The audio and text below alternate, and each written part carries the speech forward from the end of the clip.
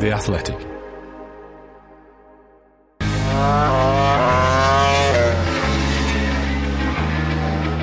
MotoGP used to be all about Yamaha versus Honda at the front of the field. Championship after championship went to one of those two teams. They dominated the storyline for a decade and a bit, really, with occasional Ducati cameos. This year, they've been fighting for scraps. The Japanese Cup has become a sort of shorthand for which of those bikes will be least last, as they fell far, far below the standards set, not only by Ducati, but by Aprilia and KTM as well. In the latest of our winter interview episodes of the Race MotoGP podcast, we're focusing on all the riders who spent 2024 on Yamahas and Hondas. I'm Matt Beer, Simon Patterson and Val Horinci are with me to go through a few of our favourite snippets from the interviews Simon's done over the last few months with Fabio Quartararo, Alex Rins, Taka Nakagami, Luca Marini, Joan Mir and Johann Zarco about their seasons. Now, we've gone into quite a lot of detail about Yamaha and Honda's technical fortunes over the course of the year. What really interested me from these interviews was how different some of the riders' tales were. So we're going to start in this episode with some chat from Fabio Quartararo. We're going to look at the two people who were not that long ago championship winners and are now fighting for scraps on these bikes. So before even letting Val and Simon speak this week, I'm going to let Fabio Quartararo tell us why he is sticking with Yamaha, despite all the reasons he might have not to. Obviously, you've signed 2 more years with Yamaha. Is that because you saw the way that things were changing? Like, what was the thing that made you think? So basically, I've asked many things. I asked, we cannot stay really like that with a satellite team, without a satellite team. Yeah. We need new people, new project. We need to improve on the aero, on that. I made a list that was pretty long, and they have invested in all of what I wanted, you know. Okay. So also Max coming for me was a massive change. Yeah.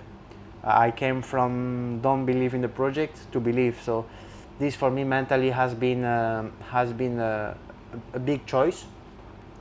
But you know, at the end, I think that the real year of my future contracts is next year. So this year I think is also a year of preparation. And hopefully next year we start already with, with 4 factory bikes. I think things will go much faster even in the pre-season. So this I think is what make me feel that I wanted to stay in Yamaha. Because it was a pretty big move to make to decide to stay. Because I guess there was lots of other factories who were talking to you and who wanted your name, and you said, no, you want to stay with. I mean, Yamaha gave me the chance when I was nobody. Yeah. It's true that last year and this one was tough, but like for the future, Yamaha decided to really invest a lot in the project. Like I said, I believed in the project. Yamaha made some big moves, and I didn't want to live in this situation. And I know that like I said, for me it's quite important to believe in someone that create you, that at the end I was nobody and I became world champion with them. Yeah. I made history. Like for myself, I mean, I never expected to really won my first year in Yamaha, so I wanted to stick to the project. Is it easier because you're already a world champion to stick to the project? Yes. Yeah. Yes, it's much more easy because I think we were on the top. Now we were clearly on the bottom, and also on my ego. I mean, I don't want to leave something, at least to try. Yeah. Maybe in the future is not working and I have to leave, but I mean, at least now I'm fully focused on trying to bring back Yamaha. That at the end, when I was a kid, was my dream to come here, seeing your idol when you were a kid in this team. Yeah. I swapped with him in 2021. So for me, it's not just a matter of you go to this team or not. It's a matter of history, dream for me. So I think that this involved a lot also in my choice. It's easy to forget now that this time last year, everyone was kind of confidently predicting that Yamaha could not keep Quartararo any longer. He was surely so frustrated that if the 2024 bike wasn't great and showing clear progress straight away, he'd be off. But he's still there, Simon, and he reflected there with you on why he's still there and what he hopes he'll achieve there. What do you make of it? So the funny thing this year has been there's been two Fabio Quartararos. There's been the one that is definitely staying with Yamaha, and then there's the one that hates Yamaha. And we did this interview on the Thursday of the Australian Grand Prix at Phillip Island, and he was very, very telling us about, as you can hear, about why it was important for him to stay, about how he feels like he's unfinished business, about the promises Yamaha have given him. Literally 24 hours later, he was slating the bike as the worst thing he'd ever rode, and how, he wished that he'd never been born, and how everything in his life was terrible. And that has been kind of this weird Quartararo dichotomy of the season, where one day he is fully committed to the Yamaha project, and the next day the Yamaha project is the worst thing that's ever happened to him. And I think it's his own unique motivational style for trying to get the Japanese engineers to do what he wants. But it's clearly working, because they are making the changes that he wants. He's very, very happy with the team structure around him right now. They're seeing progress coming from the bike. And I think, yes, a big pot of cash was probably quite tempting to convince him to stay, but I think it's the big pot of cash they've pumped into the racing program and used to give him all the things that he wanted that has actually done the convincing, rather than the bottom line in his own bank account. Yeah, I've noticed the two Quartararos thing too very much. I'd say the first one shows up on Thursdays, and then the other one shows up when he actually has to ride the bike. So they might well be two different people. We don't know for sure. But sometimes this year, the Thursday one has been coming back on a Sunday afternoon. Yes. And that's a new thing compared to last year. Yeah, I it's not like he signed the deal, said some nice things for a few weeks, and then has been regretting the deal ever since. He's had enough positive things to say about Yamaha as the year has gone on, and with good reason. Although, I mean, referring back to our top 10 riders debate a few weeks ago, me and Val were quite strong on going, Quartararo is carrying this bike forward. He was first in Val's list, second in mine. The rest of you thought we were complete lunatics. How much, I'm going to go to Simon on this first. How much of Yamaha's late season improvement do you think was Yamaha, and how much of it was Quartararo finding yet another gear from somewhere? I think he has become more motivated as the bike has got better. I think there was a period where the Friday, Saturday, Sunday Quartararo was the dominant character, and that was affecting his motivation. It was affecting his energy. It was affecting how much effort he was putting into it. And the results were maybe reflecting that. And I think now that he sees progress coming from Yamaha, it's all gone a bit chicken and egg, because suddenly his motivation's back.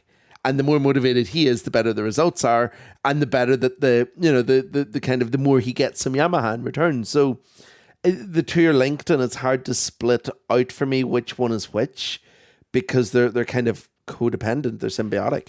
I just want to go down a little hypothetical detour as well.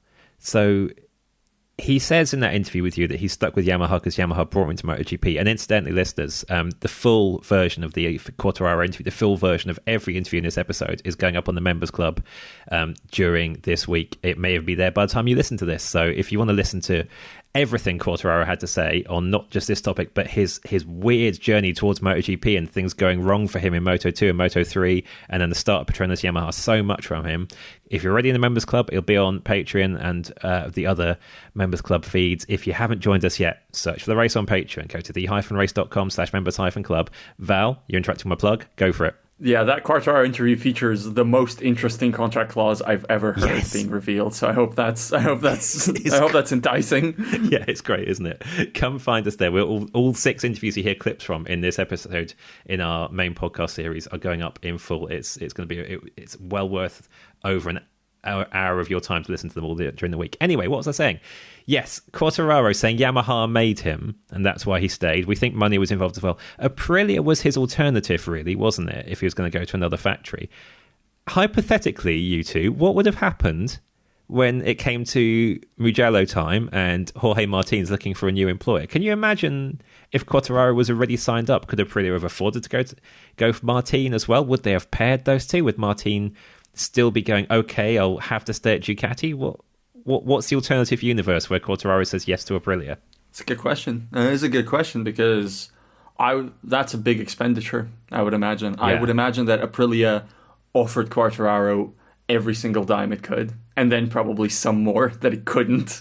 It would have found from somewhere. So then, obviously, Jorge Martin did feel spurned by Ducati, but Aprilia would have had to show him that it wants him with financial terms, the requisite financial terms, and the existence of a Quartararo deal already will have probably made that non-tenable. I imagine. I would be very surprised if that fit the budget.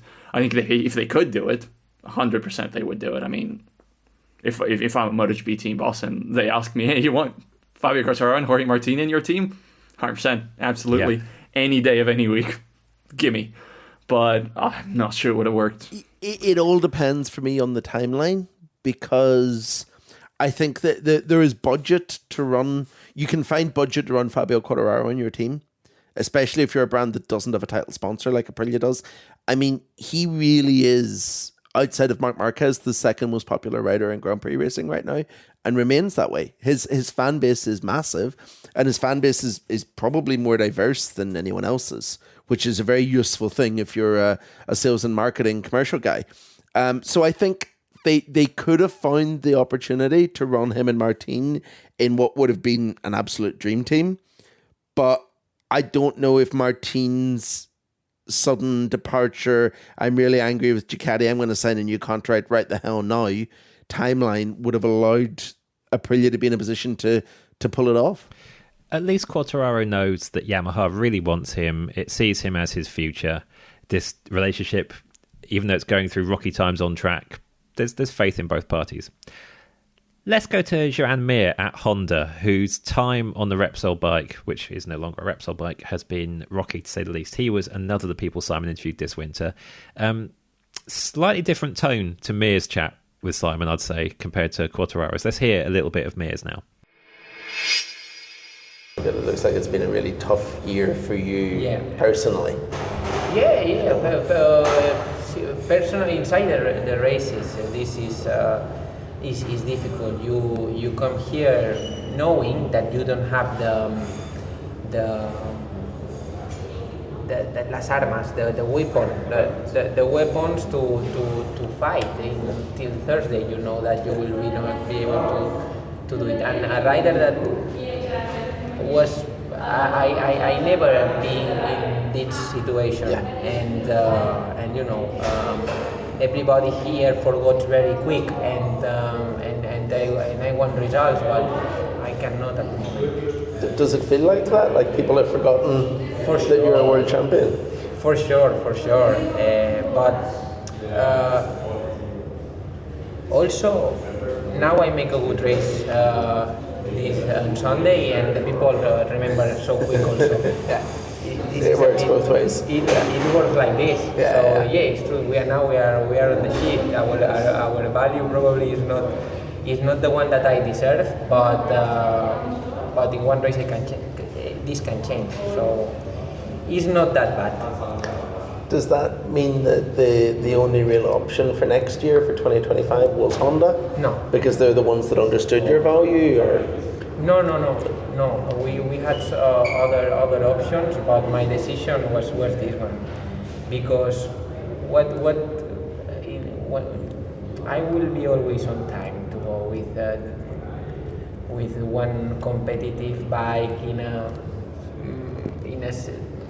not in a factory team. I think this is something that I will be able to do next in the next 2 years. I will be always on time to do that, but you never have so often the opportunity to reverse one situation like that. Now it's true that nobody remember, but if we change the situation, It will be, well, maybe it's my mentality that is wrong. No, I always believe that. I like the hard challenges, even if that condition a little bit my results and my performance in short term, or my performance in the racing for some years. I decided to go with Suzuki when I could go with satellite Ducati. Yeah. And I took the hard choice. Yeah. And here the same thing happened. I decided to go here, to don't go to the other part. This probably conditioned my success in short term, probably. Yeah. Probably because in these 2 years I was not able to do nothing. But you know. I hope to have some reward one day. Well, I mean, you're riding for Honda, and there has been times in the past where they've not been fast, but they always come back to be Honda. It has to get there eventually. Imagine that I leave and straight away they make the bike of the fucking history, and I will be cutting my veins. It's true. Yeah, of course You cannot trust so much these guys. If you know that, if they say if you trust that they will not revert the situation, you know, I don't trust that so much. So I prefer to stay here and being when this change. Does it feel like it's changing? I feel that it's changing, but I don't know if it will be now. This is also the reality. Yeah. Well, enough for when. Like, it has to get better eventually, I think. But then I guess the question is how much time you have to invest and do it as well.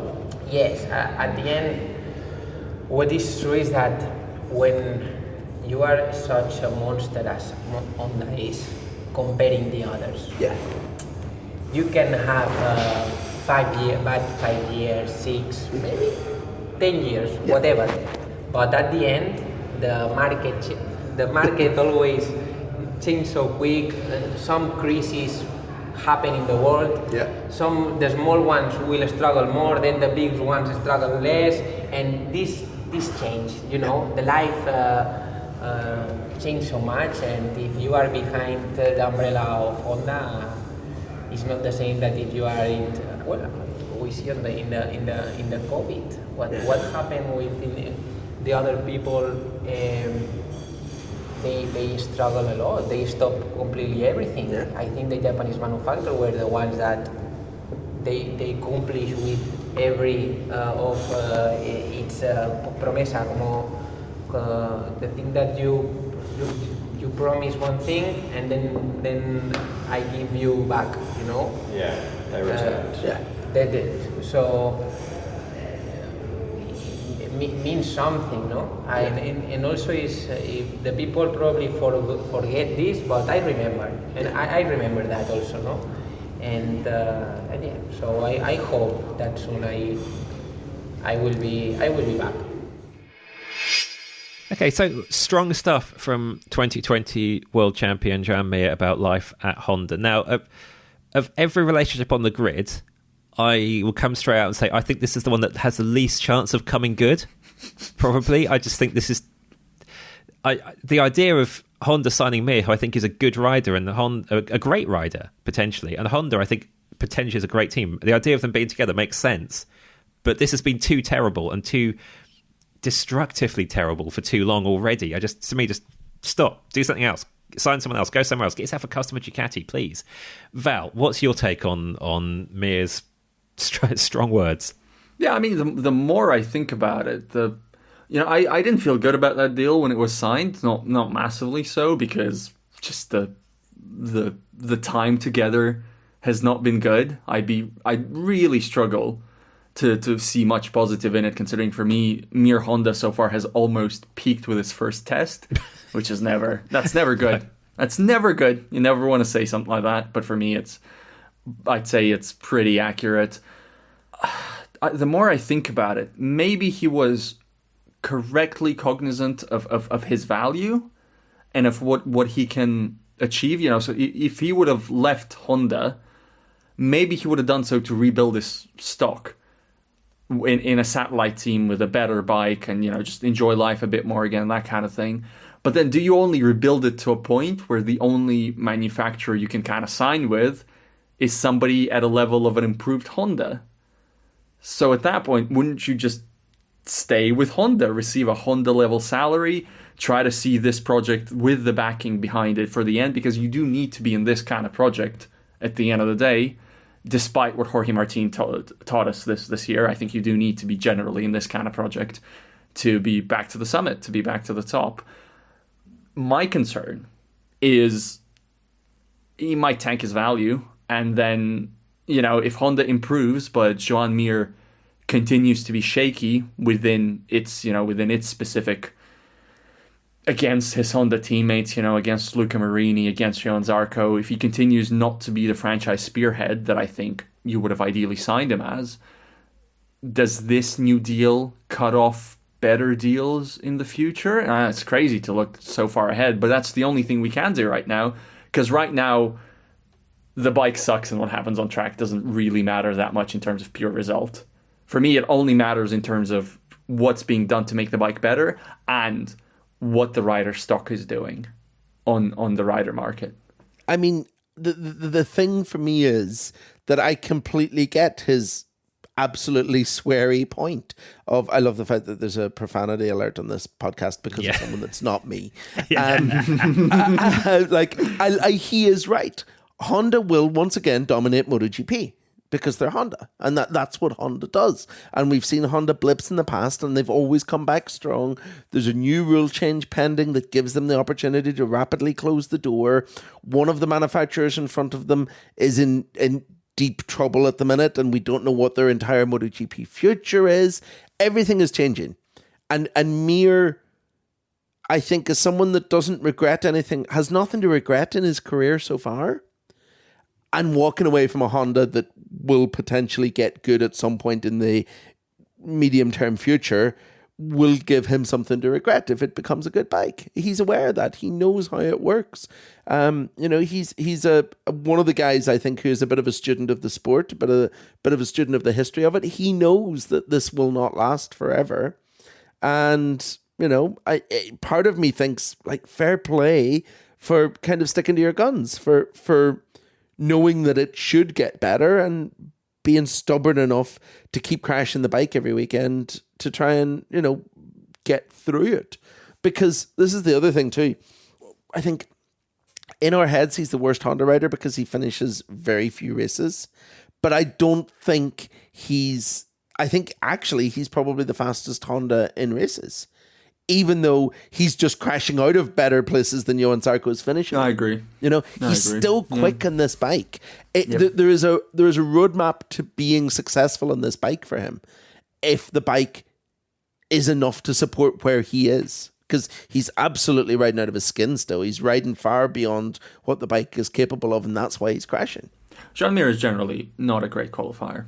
That's not what won him the title. That's not what is going to make him MotoGP champion ever again, if that happens ever again. It's not qualifying. Joan Mir is a racer, and I have also mentioned on this podcast repeatedly that I agree with Simon. I think in race pace, as good as Zarco's season has been, I think you could build a robust case for actually any given Sunday, if you could equalize their grid positions, maybe you would take Mir, just in terms of the Sunday performance, even though you don't back Joan Mir so much to reach the checkered flag.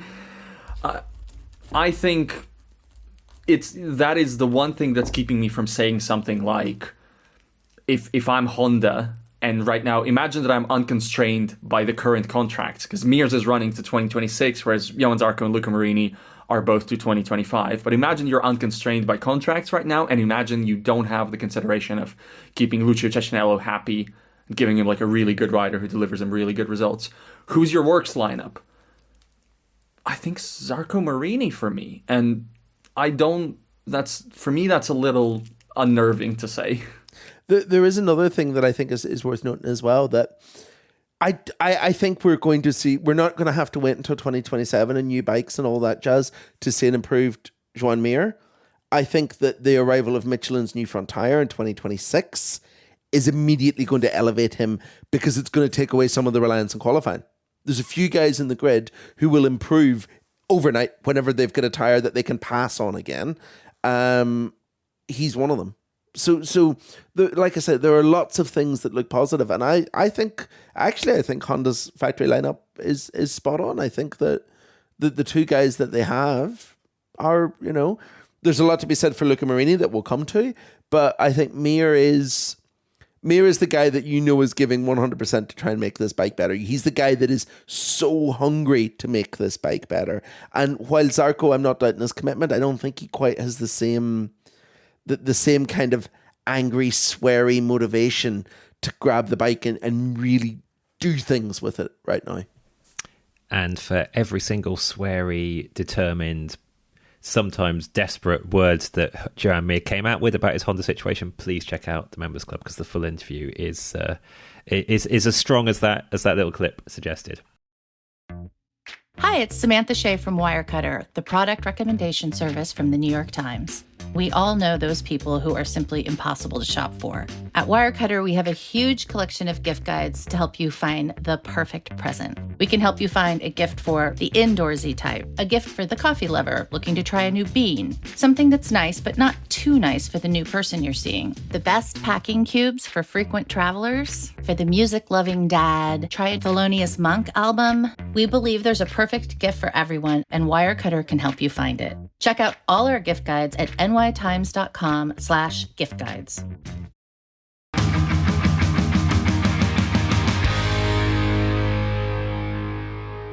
Two of the people on struggling Japanese manufacturer bikes this season stepped straight off the best bike on the grid, or very nearly in one case.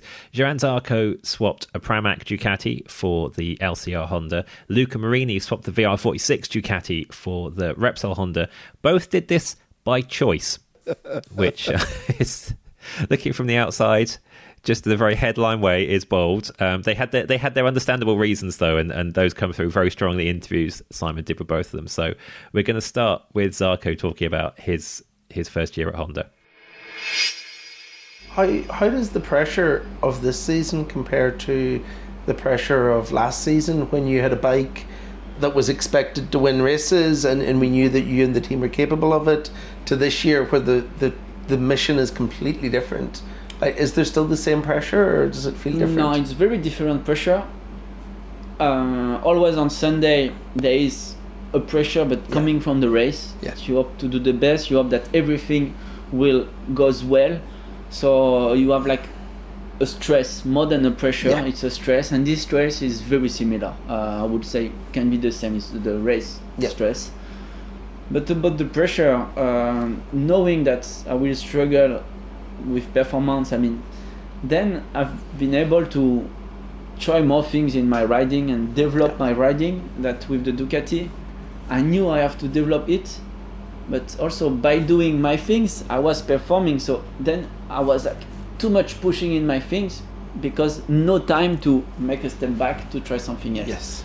Almost this year, I had the opportunity to make a step back because of the bike, but then I take more time because I need to do something else to develop myself. And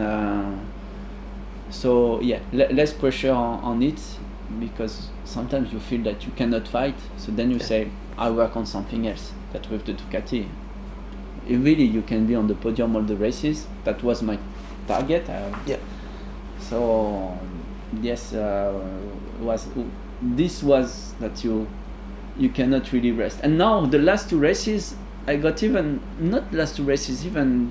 from now a few races, I have this on the qualifying, that I get more pressure or more stress than at the beginning of the season, because I have the possibility to go in Q2. And so you or even for the practice on Friday afternoon. Yes. So it's positive that I can be capable to do it, but then I'm back in this pressure. And the good thing about this, it sounds like when the bike comes back to where you need it to be, you should arrive there the best version of you, because you have had this time to work on yourself during this as well. Sure. It's not just working on the bike. No, sure. So that's why I try really to that is difficult sometimes, split what I'm doing well or wrong and what the bike is doing well or wrong. Yeah. Because no one can really analyze it better than myself. I can have someone watching on track, but it's not really what I can live.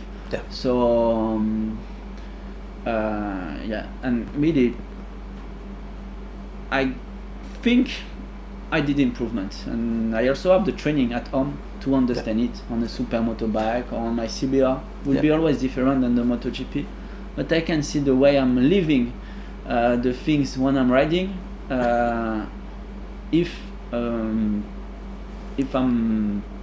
changing or not in a good way.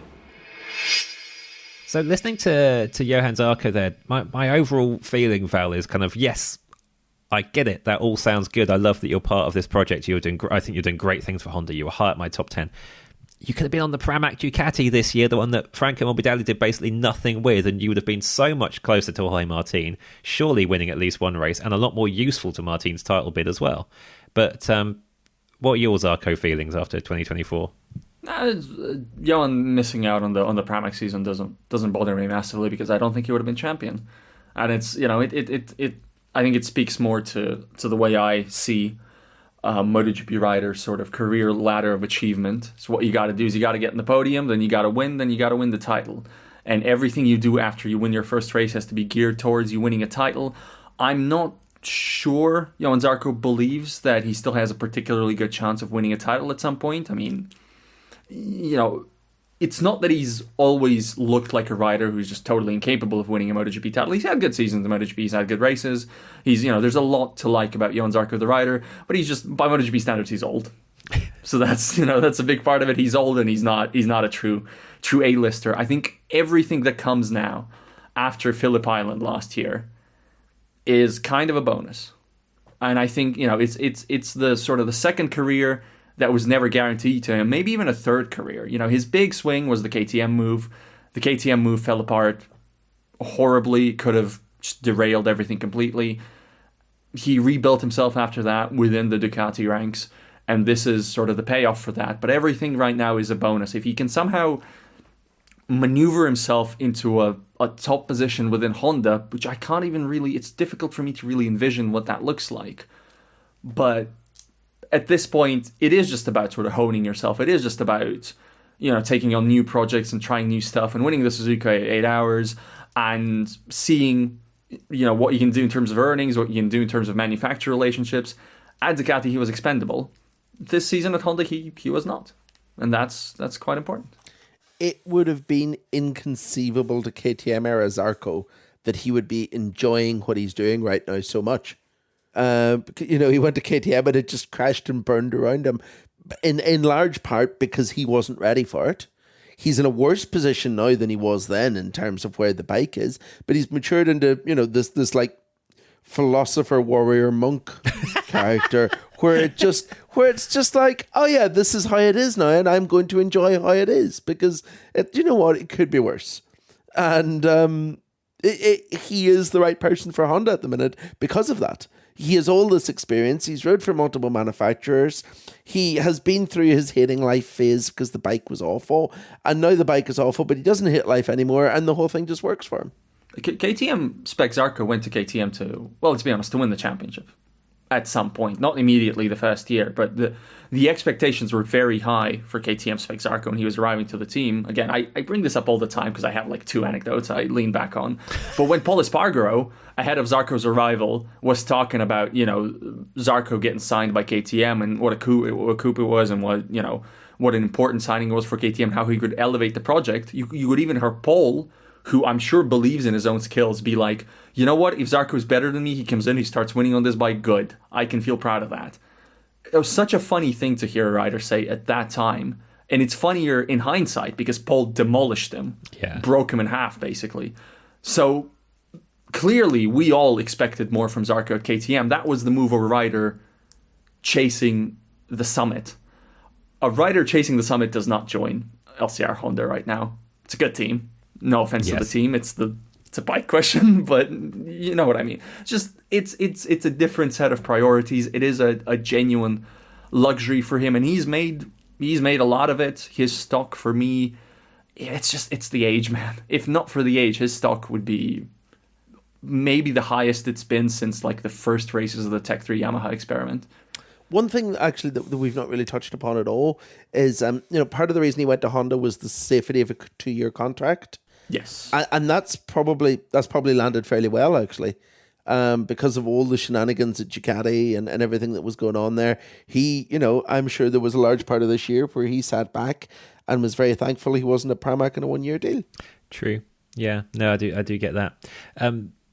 In the full interview, which I'm getting boring, but it's with good reason. These interviews are good, which you can hear in the Members Club.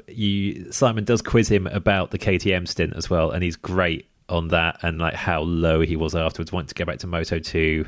There's loads on his whole route to this point. And about Martin's Ducati situation, right? If I'm not mistaken, and yes, about Martin's Ducati situation and how that informed, in hindsight, the decision Johann took. Yeah. No spoilers. Like you say, he is the philosopher, warrior, monk now, so he can have this big overview, whereas in the KTM era, he definitely wasn't a monk or a philosopher. However, someone who that description also fits, the other guy who stepped off a Ducati onto a Honda. Let's hear from Luca Marini. It sounds like the potential for reward for you is much higher at Honda than it was maybe at Ducati, because I think at Ducati you can score 4 or 5 podiums a year and that's nice, but here you have the opportunity maybe more, because at the end now Ducati always 7 Ducati in the top 7 sometimes, no? Because sometimes one is missing for something, but always close to be all the 8 bikes in the first day. So, but there you are just. I think that also you are not recognized as well as the good rider that you have. For example, also Pecco, he won 2 titles in a row, and maybe he's gonna win the 3rd one this year, but he's still not recognized as the champion that he really is. Because at the end he made the fantastic things that just a few riders made in the history of this sport. But it looks like that he is just one of the standard guy, but it's not like this. But for me, be there in that situation, cause this kind that you are just a number. You are not the champion. This is a pity for him, but for sure this will change in the future if he can still keep winning for many years. Then the perception from outside will change. But I will try on this side, on the Honda side, to do my best for a ride to fight with him for the world title and try to reach that level as soon as possible. How long do you need?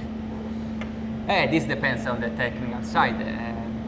Maybe can arrive in a good level in 2026, or maybe it's not enough and we have to wait in the next step of the change of the rules. I think that the rules were not changing so much. So for this, I always say also to them that we have to work well in these 2 years, because it's so important. Be prepared. Yes. Because like I said before, now the MotoGP era is completely new. In these 4 years, everything is changing so much, and you have to be perfect. And if you are not like this, then it's better to go out of MotoGP. It doesn't make sense. So all year long, Luca Marini has been wonderfully thoughtful and insightful about Honda's situation. The problem at the first half of the season was, while doing that, he wasn't riding the bike particularly fast, was he, Simon? No, I mean, it was a tough start to the year. It was an unmitigated disaster, to be perfectly honest. Whenever you look at how many races he went without really scoring any points at all.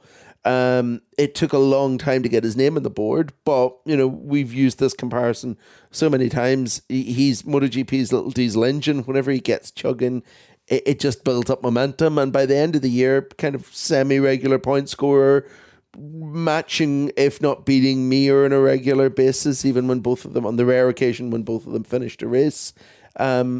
he had a fairly decent year, and if the technical feedback he gave Honda was anything like the technical feedback that he gave MotoGP's journalists, then he's done a really good job in making the bike better, because he's really, really good at it.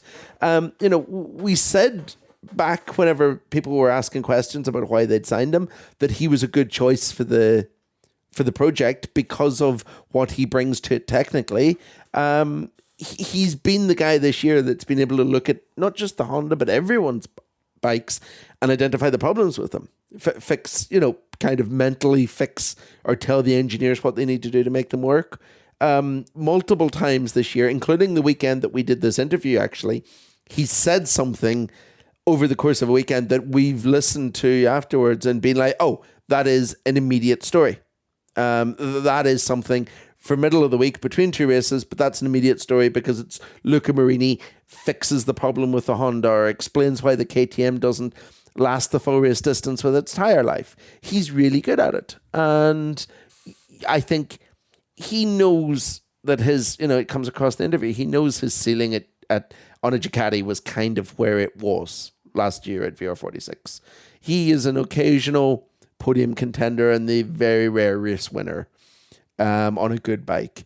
So why not do something that you find really, really fulfilling and get paid a massive amount of money to do it?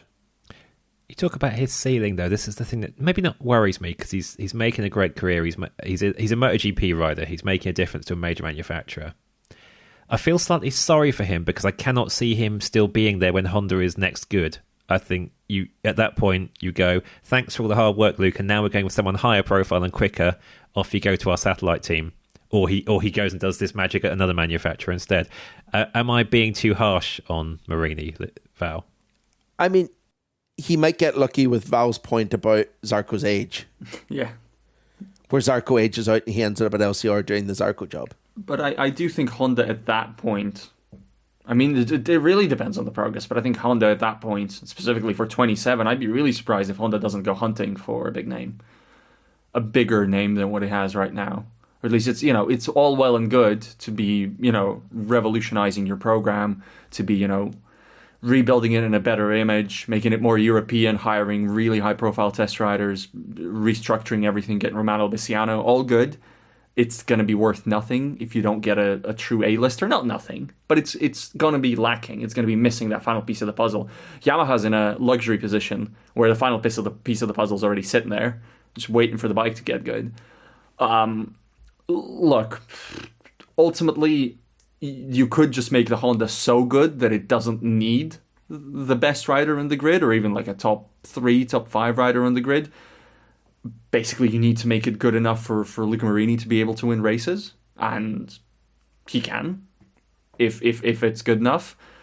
Maybe that's the situation that works out for him. But I do share the concern over whether this is a situation where he sticks around for the hard times but then doesn't get to reap the benefits.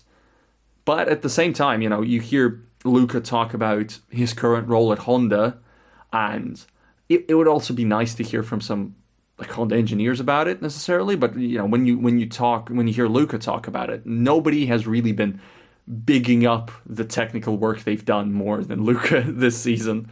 Nobody has positioned themselves as very intentionally, publicly, a spearhead of the technical development being carried out by a manufacturer than Luca Marini, who I think has been at pains to make that argument. He knows why Honda has hired him, and if Honda is making that progress, and if it does feel that progress is directly tied to the employment of Luca Marini, then to make sure the development stays good, well, that's how Luca Marini earns more Honda deals.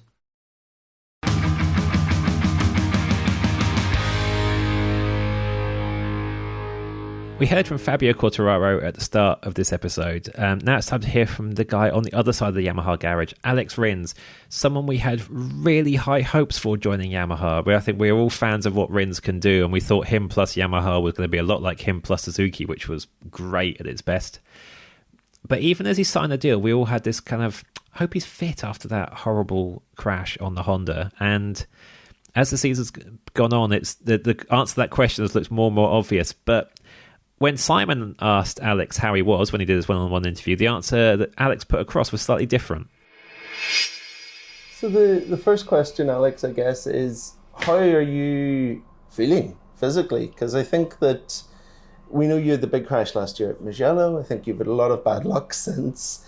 And it looks at home, I guess, like you're fit because we see you riding the bike every weekend. But I when you see you walking through the paddock, I think there's still some issues or still some problems with your leg. And yeah, I mean, I'm quite recovered.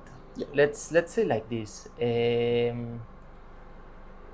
My bone is still healing. Yeah, it's still not 100% healed. So for the reason when I walk, I have a bit of pain. Okay. Also, I believe that some of this pain is coming from the metal. From the metal. Yeah. Okay. Still, I remove a bit of metal, but there is quite a lot on the leg. But in a normal life, it's not a big deal. Yeah. It's not a big problem to deal with it because, okay, it's hard when you wake up or when you do these things, but it's depending on the day, depending on how warm is it, how cold is it, how cloudy is it. Yeah. So before, when I was more young, I heard that the old people have problems with the bones when the temperature changes. Yeah. No? And I didn't understand quite well, but for sure now I realize what they were talking about. Yeah. So winter in Andorra is difficult. In Andorra it's more painful, yes, that's sure. Simon, since that interview was done, which wasn't quite at the end of the season, Rins' on-track form had some higher points, but not a lot, really. We've seen more social media pictures that suggested some more surgery was going on. Obviously, he is the person who knows his body and his fitness best. We need to trust him on that. But is he underplaying how much this injury situation has held him back through the course of the season? You've often spoken about literally how he looks walking through the paddock. I mean, riders always do this. Riders always downplay their physical limitations because I think they think it makes them look weak or bad or whatever. And then, there's a surgery or a summer break or a winter break and they go away and heal up a bit and come back and be like, oh yeah, I was a disaster last year. Mm-hmm. And I think that's absolutely what's going on with Alex here. I think that the guy is just, he still hasn't recovered from a broken leg at Mugello last year that was much worse than I think a lot of people realized at the time. I think he lost like 2 inches of bone that was basically turned into dust and had to be regrown. Like that's the level of injury we're talking here. And he's still struggling from it.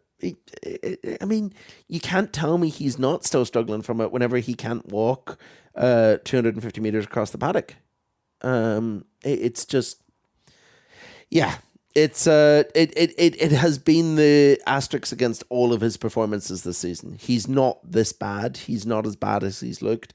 Even on the good days, his good days are better than where his good days have been, because I think his good days are at least as good as Fabio Quartararo's good days, although I think Fabio has more of them. And there's been no day this season where it's looked like Rins has been the match of him, really. And it has to be because of his physical ability. There's no other explanation for it, because he's the guy that won on a Honda last year. He's not as bad as this season has been. For me, there's got to be something in the physical, yeah. Although we've spoken about this off recording, and we've often discussed this. For instance, if I was a MotoGP rider, I see the logic of trying to play down your injuries so that you're offered future contracts and stuff, because people think you're still the same you and they still take those old results into the account. But I also, especially now that he has a contract in hand, honestly, if I was Alex Rins after most of these Sundays, Saturdays, Fridays, I personally would come sit down in front of the media and immediately go, oh, my leg really hurt today. Whether it hurt or not, I'd be like, oh, I felt it every lap. Every lap it was costing me 6 tenths, 7 tenths, every lap. I would have won this race if not for the leg. I would have been saying something like that on every occasion. And the fact that he doesn't, I mean, I'm being hyperbolic, and he is probably a different sort of person than I am. He's probably less bothered about the criticism than about feeling that he is still himself. But I am inclined to believe more him saying that it doesn't at least affect him moment to moment in his head, lap to lap. Maybe there's like some lap time in it incidentally, but it's not a total massive limitation. What I would say about Alex Rins' season is, Simon, you mentioned there wasn't really a round this season where he looked like Quartararo's match. I think that's generally true, but there was kind of, I mean, if you look at Circuit of the Americas at the start of the season, there's something there, and I know Circuit of the Americans is the Alex Rins track.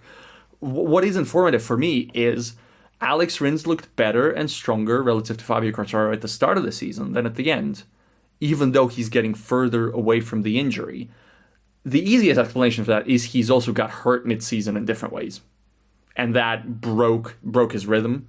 And it looks like when your rhythm is broken in MotoGP, your season just goes to the toilet immediately, which is still so hard for me to figure out how riders just, they miss 1 round, 2 rounds, then it takes them like a full quarter of a season to recover from that. That surprises me every time. But I guess that's the explanation, because the other explanation would be that he arrived on the Yamaha, immediately hit the ceiling of what he can currently do with it, and that ceiling is well below what Fabio is doing with it, which would be an unnerving conclusion to arrive to. Yeah, this is it. We don't want to come across like we're judging Rins harshly if he's giving a sort of slightly misleading picture of his physical situation when he speaks about it, because we actually desperately want this to work. We don't want to see a rider of Alex Rins' talent, a guy who was taking last lap wins off Marc Marquez when very inexperienced, a guy who won on a Honda in 2023, a guy who was such a hero in Suzuki's final MotoGP races. We actually want to see that talent achieving what it should be doing, and it's so sad that this should maybe not match made in heaven with how Yamaha is right now, with how Quartararo was established in that team. There were challenges, but it should have been going better than this. In the full interview with Rins, which you can hear if you're part of the members club, he is very optimistic about things coming good with Yamaha, and frankly I'd love for that to be the case.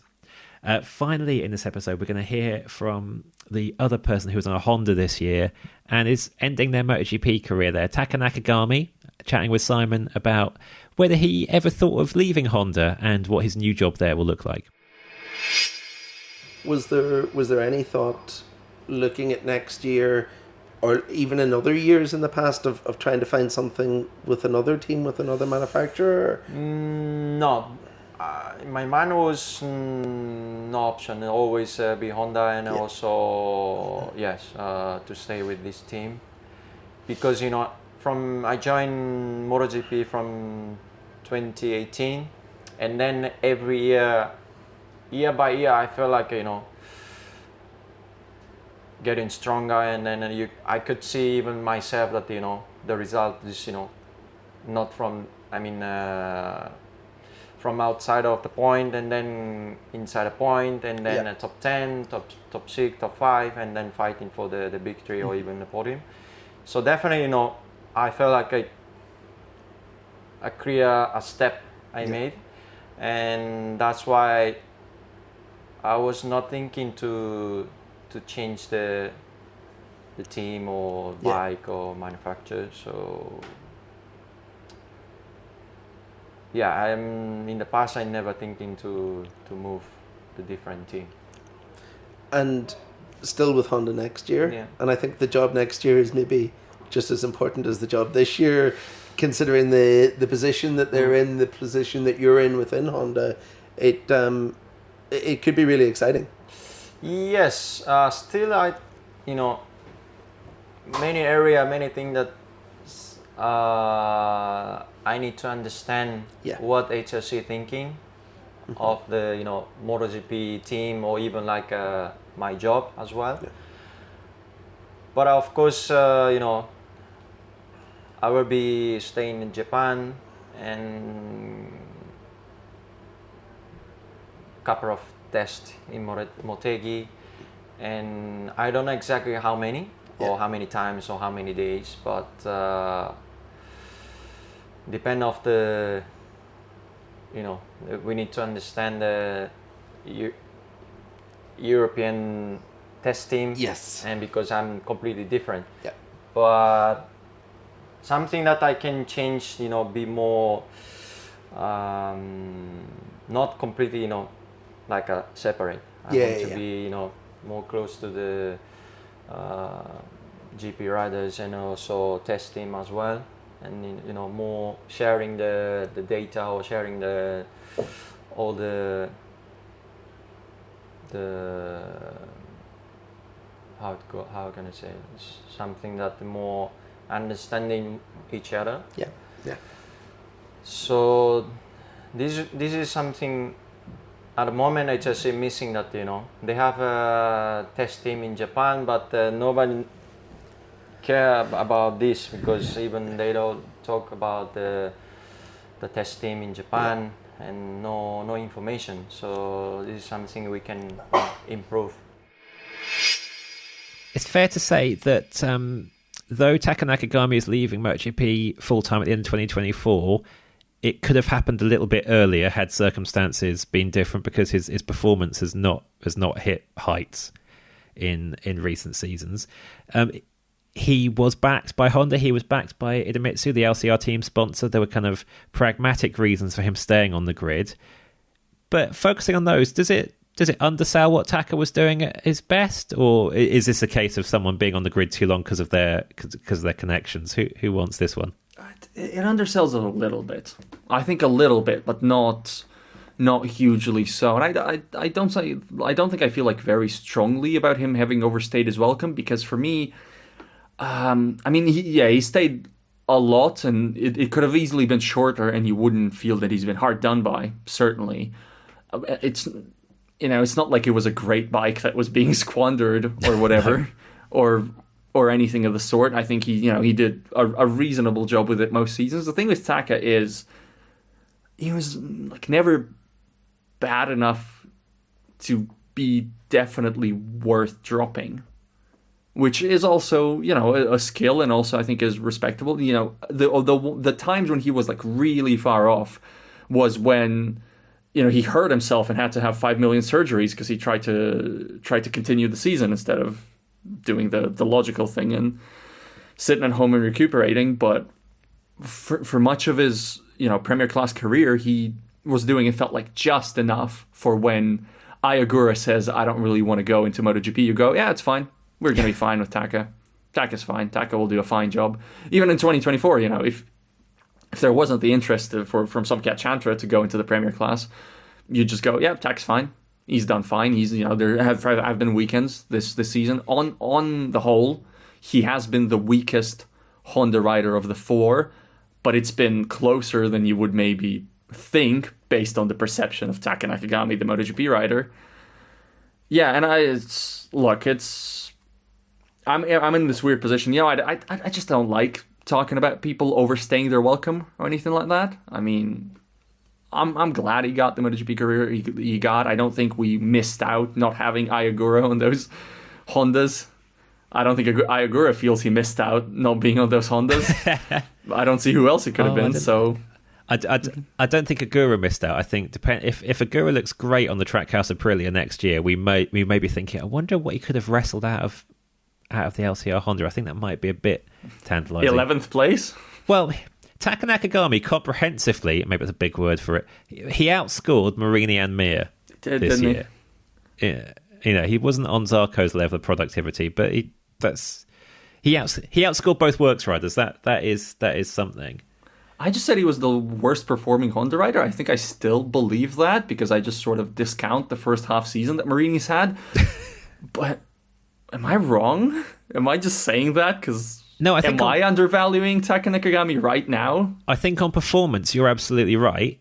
On statistics, he gets those points relative to those two, because Mir crashed out of basically every single race, and Marini was honestly riding like 2 seconds off the back of the field for the first half of the season while kind of pondering everything. So Marini doesn't even score a point until, wow, that's a long way in the season.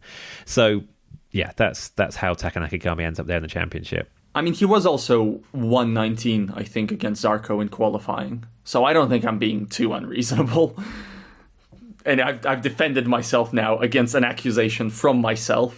So now that I've had this dialogue with myself, the actual podcast can resume, and that's good.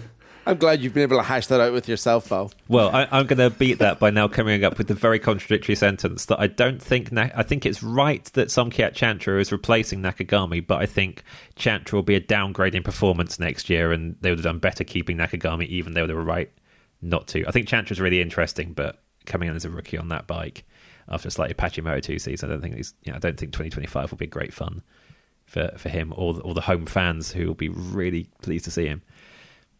The other thing on Nakagami as well, Val, you mentioned him racing when he shouldn't have done with that hand injury, and of all the decisions a MotoGP rider has made about fitness in the last few years, that one just sticks with me in terms of he was trying to do his home race, a home race in which he was not going to be competitive because the bike wasn't and because he was injured, and the pictures he was putting up on social media afterwards, like with the bandaged hand and stuff, it's one of those where you look at the shape of the bandage and go, is that even a hand in there? What has he done to himself for that? But you can't fault the dedication, but in terms of like your onward life, I just felt like that wrong move.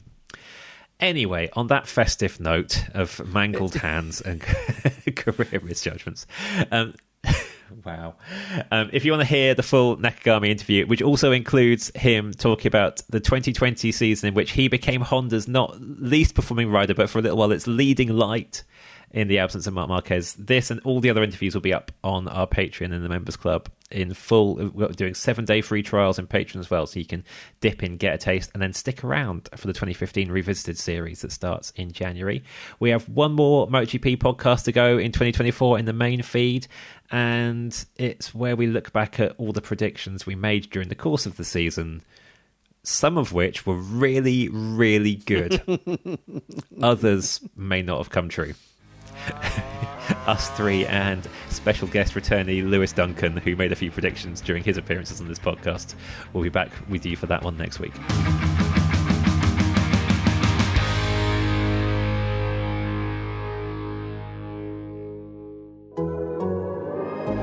The Athletic.